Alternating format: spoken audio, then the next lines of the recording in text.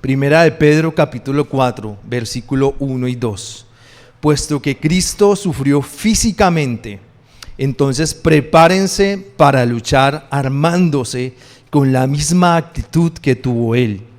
Pues quien sufre físicamente da a entender que ha abandonado el pecado. Eso significa que está dispuesto a vivir el resto de su vida según la voluntad de Dios y no según los deseos humanos. ¿Hasta dónde estamos dispuestos a ser fieles con Dios? En este caso, el apóstol Pedro le está escribiendo a una región de iglesias que ya habían pasado algo de persecución, pero que el Señor estaba guiando a Pedro a decirles: miren, lo que viene va a ser mucho más difícil, ¿sí? Y yo no quiero sembrar de ninguna manera, ustedes me conocen, mensajes terroristas. Oh, sí, es que viene una persecución, oh, es que viene. Eso es terrorismo, y el terrorismo no sirve para nada. Lo que sirve y permanece es la palabra de Dios. Entonces este mensaje no solamente se aplica para ese contexto sociohistórico que estamos viendo, sino para nosotros y cualquier creyente. Todos nosotros vamos a tener que enfrentar en algún momento la pérdida de un ser querido. Eso es inevitable. Es más, todos nosotros vamos a morir en algún momento. Todos nosotros, nuestras finanzas han sido cuidadas, nuestras casas han sido cuidadas, pero en algún momento habrá, por alguna circunstancia, algún recurso limitado. Todos aquí hemos enfrentado enfermedad, pero nuestro llamado, porque un falso evangelio proclama que si eres sano estás bien con Dios, que si eres próspero eres bendecido por Dios. Un falso evangelio dice que nadie se puede enfermar, pero la verdad es que todo eso nos puede pasar, porque esta semana han muerto tanto cristianos como no cristianos. Entonces, lo que el Señor nos llama vehementemente es a ser fieles. E inclusive está poniendo un escalón muy alto, y es: su fidelidad los lleva a estar dispuestos a dar su vida por Cristo. ¿Eso es? O bueno, ahora podemos pasarlo a una forma mucho más aplicada.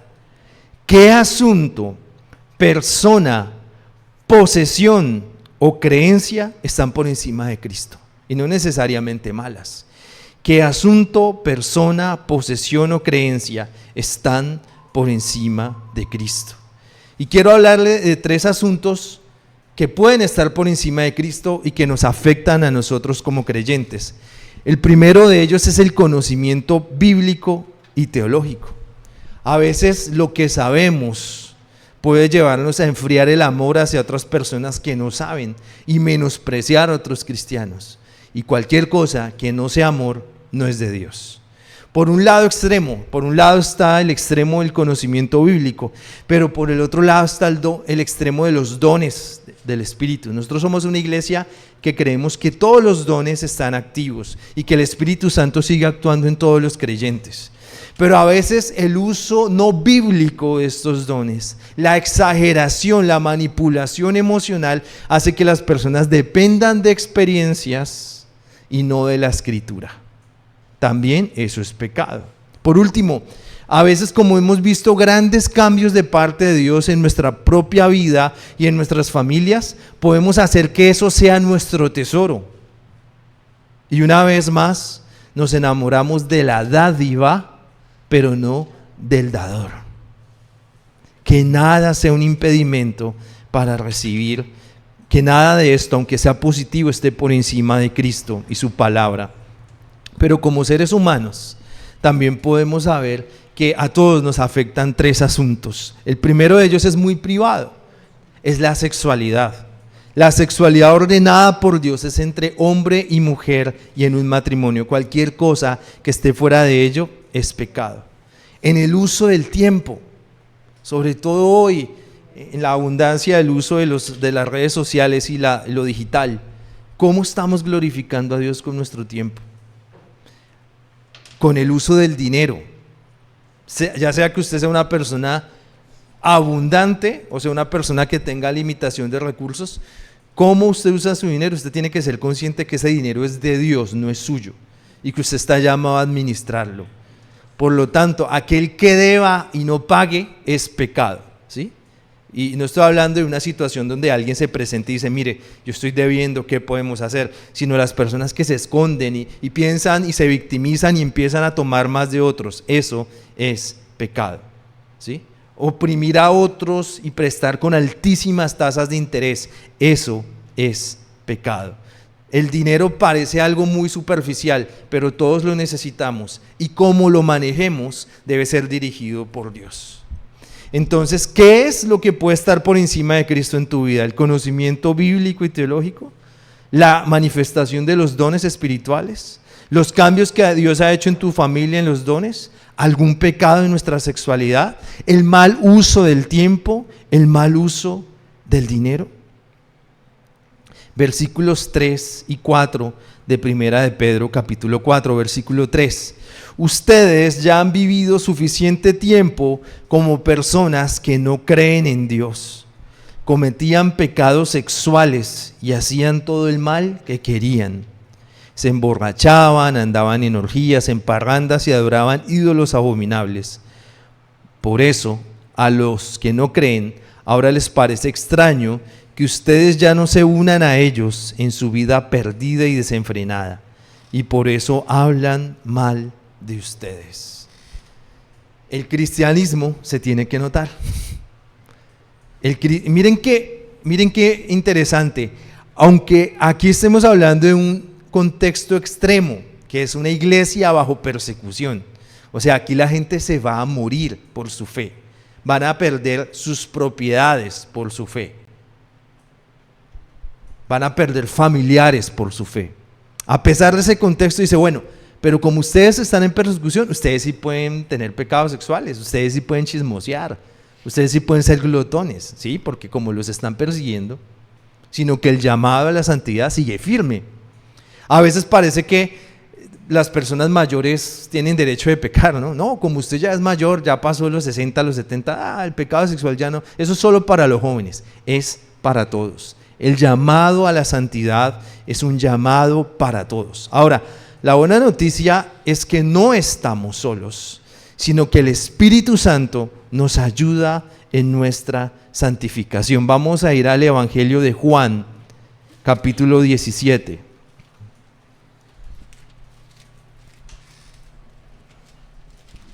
Juan, capítulo 17, versículo 15. Juan 17, versículo 15.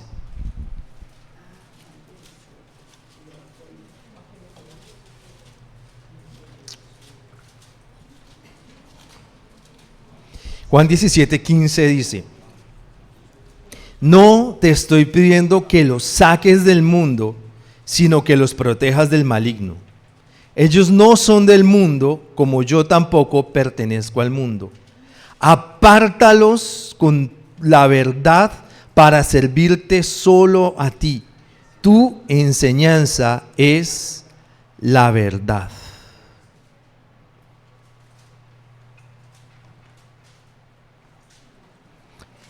Muy bien, iglesia. Ay, como este mundo es pecaminoso, vaya, y tan peligroso que es, y todas las falsas profecías que... Entonces, vámonos, compremos todos una finca y nos vamos a vivir allí, la finca de los cristianos. Adivinen qué va a haber allí también: pecado, porque cada uno de nosotros carga con la naturaleza pecaminosa. Entonces no es, como dice Cristo, aléjalos, no, mandémoslos a otro planeta, sino dice que ¿qué hará Él? ¿Qué hará Él? No te estoy pidiendo que los saques, sino que los protejas del maligno. Así que en nuestra lucha contra el pecado no estamos solos, sino que Él nos ayuda. Ellos no son del mundo, como yo tampoco pertenezco al mundo. Apártalos con la verdad para servirte solo a ti. Tu enseñanza es la verdad. El Señor nos ha elegido, nos ha tomado en su mano y nada puede soltarnos de su mano. Si en verdad has sido elegido para salvación, el Señor, si estás en las manos del Señor, no puedes soltarte de la mano del Señor. A veces tenemos dudas, tenemos temores, pero el Señor está allí sosteniéndonos. El Señor está allí fortaleciéndonos. Ahora volvamos a Primera de Pedro, capítulo 4, pero vamos a ir al versículo 5, que dice algo que no nos gusta, y menos en una época como esta, pero que es la verdad. Primera de Pedro, capítulo 4, versículo 5, dice: pero ellos tendrán que rendir cuentas ante Dios por lo que han hecho. Él vendrá pronto a juzgar a todos, tanto a los que estén vivos como a los que ya hayan muerto. Ojo con esto, iglesia. No nos gusta, pero es la verdad. Existe el juicio de Dios. Y cuando me refiero al juicio de Dios, lo estudiamos el miércoles, no es la torpeza que algunos dicen, no, eso le pasó a tal ciudad porque son más pecadores. Eso Jesús lo respondió de forma explícita. Cuando le dijeron, hubo una catástrofe sobre unas personas, ¿qué piensas de ellos? Esperaban la respuesta de la religión que decía, sí, claro, es que ellos habían pecado más que ustedes. Sino que Jesús dice, si ustedes no se arrepienten, morirán igual. Nosotros no sabemos ni entenderemos nunca, como lo oró Diana, la soberanía del Señor. Sabemos bíblicamente que la mano del Señor viene el bien, pero también surgen los desastres. Pero no porque Dios sea malo, Dios es completamente bueno. Pero no podemos entender su soberanía como un edificio cae y otro se mantiene en pie. No lo podremos entender nunca. Pero lo que sí podemos entender es que todos los que estamos aquí presentes, de acuerdo a la justicia de Dios, ¿qué merecemos? La muerte. Merecemos la muerte. No importa que hayas tenido un día maravilloso, donde fuiste un esposo increíble, el mejor de los padres o de las madres del mundo, diste a los pobres, te diste un brazo para ayudar a un perrito de la calle, lo que sea, ¿sí? El mejor día de tu vida a los ojos del Señor, ¿te puedes ganar al cielo por ello? No. La única forma de revertir el efecto del juicio y de la ira de Dios es a través de la sangre de Cristo. Es a través de poner la fe en Jesús, en que Él murió por nuestros pecados. Y es algo que siempre debe ser proclamado en la plataforma de toda iglesia. Es el mensaje que nos tiene que sostener. ¿Cuántas personas, aún en las iglesias cristianas, que conocen muy bien la religión, conocen muy bien las canciones, hasta pueden ser pastores, pero no han sido salvos?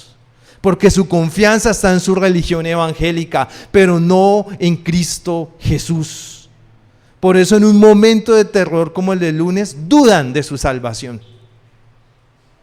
Cuando has sido salvo por el Señor, toda tu confianza está en el Señor. Y si hemos de morir, pues hemos de morir. Pero nuestra salvación es del Señor. Es difícil en nuestra razón humana entender la ira de Dios. Porque cuando nos hablan de ira, ¿qué recordamos? El señor que le rayaron un carro y sale con un machete y los cachetes rojos maldiciendo a todo el mundo. Eso es ira pecaminosa. Pero la ira de Dios es que Él es bueno, justo y perfecto y no puede tolerar ningún pecado. Y entonces, ¿cuál es la solución? ¿Toda la humanidad está condenada? No. En Cristo, por la fe en la obra de la cruz de Cristo, somos justificados, somos perdonados. Cuando le escribí a John sobre las canciones de hoy, pues sí las tenía presentes, pero no de una forma tan consciente como las cantamos en esta mañana, porque hablaban de circunstancias, no sé si lo notaban, hablaban de tempestad, pero a la vez todas terminaban en ¿qué palabra? Justificados por la fe. Nuestra confianza está en el Salvador. Y de tres orígenes muy diferentes, ¿no? La primera es de la viña, la segunda es de Hillsong, la tercera es un himno. O sea, como nosotros, un gran sancocho nacional. Pero las canciones nos enfocaban en la justicia y en la gracia de Dios. Vamos a ir a Efesios capítulo 2. Efesios capítulo 2.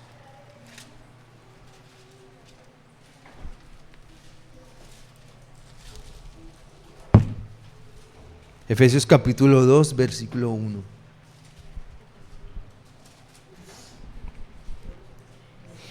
Y los primeros versículos nos van a hablar de una mala noticia.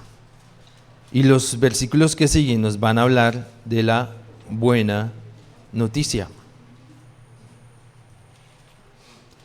Efesios 2:1. Hace tiempo ustedes estaban espiritualmente muertos a causa de sus pecados y sus ofensas contra Dios. Antes vivían pecando, igual que todo el mundo, y se dejaban guiar por el que gobierna las fuerzas de maldad que están en el aire, y que todavía actúa por medio de los que desobedecen a Dios. Todos nosotros vivíamos así antes. Nuestra forma de vida era complacer los deseos perversos de nuestra naturaleza carnal. Hacíamos cualquier cosa que la naturaleza carnal deseara o que la mente pudiera imaginar, tal como los demás. Ojo con la conclusión: merecíamos que Dios nos castigara con su ira o con su enojo, dice la PDT. Qué buena noticia es que hoy estemos reunidos aquí. Qué buena noticia es que las afectaciones han sido mínimas en nuestra tierra. Pero hay una noticia más importante, y es que todos hemos pecado, y según la Escritura, ¿qué merecemos? No yo, que estoy ahí, no estoy por el terremoto, les voy a meter miedo. No, lo que dice la Biblia: todos merecemos la ira, todos merecemos el enojo de Dios. Pero Dios en su misericordia nos ha salvado. Eso debería darnos el motivo, el moto, esa idea que nos lleva, esa idea que nos motiva, esa idea que nos avanza, no debería ser otra que el Evangelio. Estamos felices porque nuestra vida física fue guardada, qué bueno. Pero lo que nos debería llenar de gozo, de alegría, para tomar decisiones, para continuar en nuestra lucha contra el pecado, porque esa lucha nos va a acompañar hasta en el último día de nuestras vidas, seguir luchando contra el pecado. Ahora, lo impresionante de esa lucha es que no estamos solos, porque la buena noticia empieza en el versículo 4 de este capítulo de Efesios 2. Pero la compasión de Dios es muy grande y nos amó con un inmenso amor. Estábamos muertos espiritualmente a causa de nuestras ofensas contra Dios, pero Él nos dio vida al unirnos con Jesucristo. Muchas gracias. Cuando yo escribí el mensaje el lunes, lo que esperaba es que nadie contestara, y gracias a Dios casi nadie contestó. Cuando pude hablar con Juan y entender la gravedad de la situación, lloramos juntos y ver cómo Dios guardó su familia y a sus hijos que estaban allí. Y aunque eso es un asunto que nos llena de una alegría tremenda, el mayor mensaje es que todos los que están aquí también íbamos a tener una muerte eterna. Pero el Señor en su gracia y su misericordia nos salvó. Ahora tenemos que vivir de una forma que glorifique a Dios, ese milagro que Él nos ha dado. Por eso para mí fue una alegría el miércoles con los que estuvieron abrazarnos y hoy volvernos a abrazar, porque nada de eso está asegurado. Ni hoy ni nunca, con terremoto o sin terremoto, ninguno tenemos nada garantizado. Pero el milagro más grande no es ese, el milagro más grande es nuestra salvación. Y esa es la forma en que les hemos enseñado. Hace una semana tuvimos el taller de evangelismo. La forma de comunicar el evangelio a las personas no es llenarlas de miedo, sino es decir la verdad. Hay una mala noticia: todos estamos separados de Dios. Pero hay una buena noticia: cuando ponemos nuestra fe en Jesús, nuestros pecados son perdonados y nuestras vidas tienen que ser diferentes. Salvémonos o no de un terremoto, seamos prósperos o tengamos limitación de recursos, tengamos la familia ejemplar o estemos con luchas muy fuertes en nuestra familia, como sea nuestra condición, el milagro más grande es la salvación. Versículo 5 de Efesios 2. Estábamos muertos espiritualmente a causa de nuestras ofensas contra Dios, pero Él nos dio vida al unirnos con Jesucristo. ¿Qué hizo el Padre? Nos unió a Cristo. Él ya no mira al Daniel pecaminoso, al John pecaminoso, sino cuando mira ¿a quién? Nos unió a Cristo. Fíjense, ustedes fueron salvos solo, ese solo hay que resaltarlo. No hay otro camino para nuestra salvación, sino gracias a la gracia, es decir, a la generosidad de Dios. Él nos levantó de la muerte junto con Cristo y nos sentó junto a Él en el cielo. Eso es lo que Jesús ha hecho. Es el milagro más grande que podemos proclamar. Y es la razón por que esta iglesia siga orando, para que más personas sean salvas, para que más personas encuentren paz con Dios. Mi mensaje fue muy corto el lunes. Oremos, ¿por qué? Solo a través de Cristo podemos hallar paz con Dios y con los demás. Vamos a volver a Primera de Pedro, capítulo 4. Y ahora vamos a ir al versículo 6, donde lo vamos a leer de una sola pasada, pero luego vamos a entender un contexto histórico para volverlo a leer. Por esta razón se les anuncia la buena noticia de salvación a los que se dan por muertos. Son aquellos que la gente condena a muerte físicamente, pero Dios tenía planeado que ellos escucharan la buena noticia para que pudieran tener nueva vida por el Espíritu. Vos tenés Nueva Versión Internacional, ¿cierto? ¿Me haces un favor, lo lees ahí?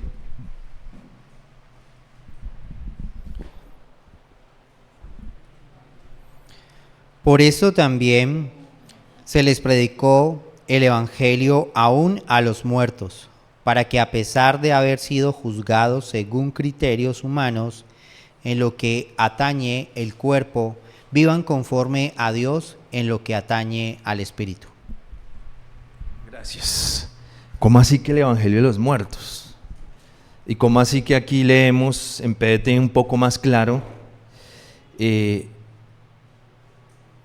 la buena noticia de salvación a los que se dan por muertos? ¿Qué significa esto? ¿Recuerdan por qué se está escribiendo esta carta?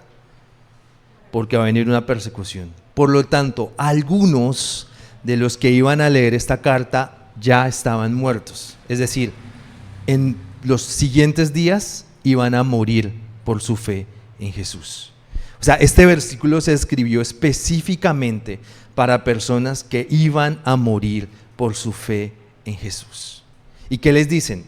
El imperio, no podemos decir no le ganamos al imperio, el imperio impuso su injusticia y los va a asesinar. Pero la conclusión del versículo 6, ¿cuál es? Pero Dios tenía planeado que ellos escucharan el Evangelio para que pudieran tener una nueva vida por el Espíritu.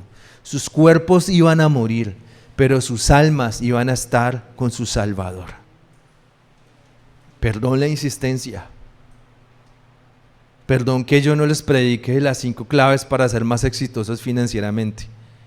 Pero mi conciencia como pastor es que todos salgan de aquí listos para estar con su Salvador, sin dudas de ninguna clase. No porque confíen en sus obras, no porque confíen en lo valientes que son o en lo prudentes o santos que son, sino porque confían en su Salvador. Esta es una salvación tan grande que todos en nuestra pecaminosidad la arruinamos. Y por eso el Espíritu Santo nos tiene que ayudar a luchar todos los días contra el pecado. Esta salvación es tan grande que el mismo Dios la cuida por nosotros. Ahora, este texto no termina allí en algo tan trascendente, sino que curiosamente termina con un enfoque muy práctico que hoy tiene mucha coherencia con las circunstancias que nos acompañan. Vamos a ir al versículo 7. El final de todo está cerca, así que manténganse sobrios y sepan controlarse. Eso los ayudará a orar. Hoy más que nunca necesitamos sobriedad. Estos son los momentos donde los falsos maestros apuntan a predicciones, y yo no voy a perder mi tiempo explicando por qué un tipo de estos es un falso maestro, Pero lo que yo sí quiero decirles es que la Biblia apunta ¿a qué? A sobriedad. A personas que no dejan que sus emociones se desbordan y los dirigen, sino que sus emociones son reales, porque son un don de Dios, pero son dirigidas por el Espíritu Santo. Hoy más que nunca necesitamos iglesias que no participen de conversaciones mentirosas, que no comuniquen cosas que no saben si son verdad, sino que seamos personas sabias en todo asunto. Dice el versículo 8, y sobre todo ámense profundamente, porque el amor es capaz de perdonar muchas ofensas. Reciban a todos en su casa sin quejarse. Ojo con esto. Ojo con esto, porque aquí nos están hablando de la hospitalidad. Pensar que en este siglo XXI uno simplemente puede abrir la casa y cualquiera pueda entrar, pues es una insensatez, no funciona así. Pero como lo mencioné en el mensaje pastoral del intermedio, como iglesia tenemos que prepararnos para dar asistencia social de forma inteligente, de forma sabia, no solamente por la emoción y la selfie, sino durante semanas, sino meses. Así que el Señor nos dará la sabiduría para seguir creciendo en el banco de alimentos, en tener aliados estratégicos. Yo cuando iba a Buenaventura y con la vida cerrada, pero el Señor proveyó 2 aliados estratégicos que nos garantizaron entregar a quienes realmente lo necesitaban y que no necesitaban tomarse la selfie ni nada, y que fueron fieles en que les dijimos no necesitamos aparecer, y así es. ¿Por qué se pierde en una ventana de oportunidad? La perdemos porque preferimos obedecer la palabra, y Jesús dijo: lo que hace tu mano derecha, bueno, no lo sepa a la izquierda. En mi caso es al revés. Pero lo cierto es que eso es iglesia. Uno de los lemas que construimos es: damos de lo que hemos recibido, y vamos a seguir haciéndolo con sabiduría, con fidelidad bíblica. Así que termino con el versículo 10 y 11. Cada uno de ustedes recibió un don espiritual que debe ser utilizado para servir a los demás. Así serán buenos administradores del generoso amor que Dios les ha dado en tantas formas. Me alegra saber que hoy fui el último en llegar, y lo explico, estaba predicando en otra iglesia, pero me alegra saber que aquí la iglesia estaba ya reunida. ¿Para qué? No, para no perdernos la primera canción. Para hacer comunidad, para preguntarse cómo están. ¿Saben qué, iglesia? Y yo me siento feliz de eso. Hay cosas de ustedes que yo no sé, pero que otras personas de la iglesia sí las conocen y están orando por ello. Y soy feliz por eso, porque si una iglesia se construye desde el principio sobre los hombros de un pastor, fallará. Pero si se construye sobre Cristo, que es la roca, lo cantamos en esta mañana, y donde unos a otros nos servimos de acuerdo al don que hemos recibido de parte de Dios, pues eso hace la diferencia. Ustedes son buenos administradores del generoso amor que Dios les ha dado en tantas formas. Un buen pastor no necesita aparecer en todas las publicaciones ni dar todos los comunicados oficiales, sino necesita comunicar el mensaje de Dios, acompañar a su iglesia, pero sobre todo ser acompañado por una iglesia que está caminando los unos por los otros. Como conclusión quiero dejar dos retos, y el primero, insisto en ello, es cómo podemos ser de bien para personas fuera de la iglesia.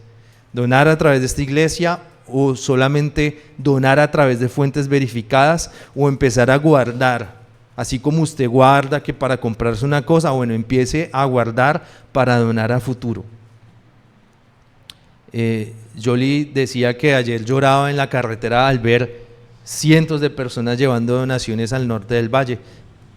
Y oramos, más allá de la posición política que cualquiera tiene, que este Estado tiene que funcionar, y que así como en el 99 se pudo hacer la recuperación del eje cafetero, pues que en esto se haya la recuperación del sector educativo, uno de los más afectados en infraestructura, del sector salud y de las comunidades. Eso no importa que es que se hizo en el gobierno de fulano, necesitamos es que se haga. Y la oración de la iglesia es a favor del gobierno para que pueda ejecutar correctamente. Nada más. Y otra cosa que tenemos que hacer es ir guardando provisión para seguir apoyando de forma inteligente. El Señor nos proveerá alianzas estratégicas para hacerlo inteligentemente. Pero también tenemos que ser hospitalarios, que esa palabra significa abrir el corazón a otros para cuidarnos aquí como iglesia, unos con otros. ¿Cuál es la meta, iglesia? Que si alguien llega por primera vez acá, diga: esta es mi casa, me tengo que quedar acá. No más. Pongámonos de pie y oremos.